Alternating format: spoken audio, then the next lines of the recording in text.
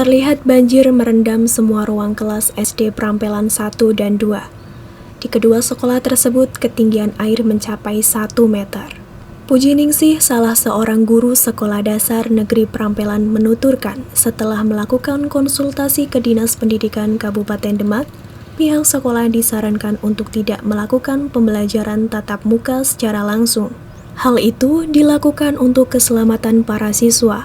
Meski pembelajaran tatap muka diliburkan, Puji Ningsih meminta siswa bisa mengikutinya secara daring.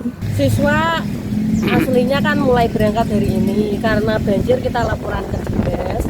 Arahan dari dinas yang banjir seperti ini ya diliburkan, kita update. Jadi Senin ini libur, nanti hari ini kita lihat kondisinya seperti apa, kita umumkan lagi untuk hari Selasa, masuk apa libur, nanti Selasa kita umumkan lagi. Sementara itu, banjir yang terjadi membuat para siswa SD Negeri Prampelan mengungsi bersama orang tuanya. Dik, hari ini sekolahnya gimana, Dik? Libur. Diliburkan? Sampai berapa hari nanti? Belum tahu. Terus nanti untuk belajarnya gimana, Dik? HP. Banjir yang melanda Kecamatan Sayung termasuk Desa Prampelan terjadi sejak Sabtu malam.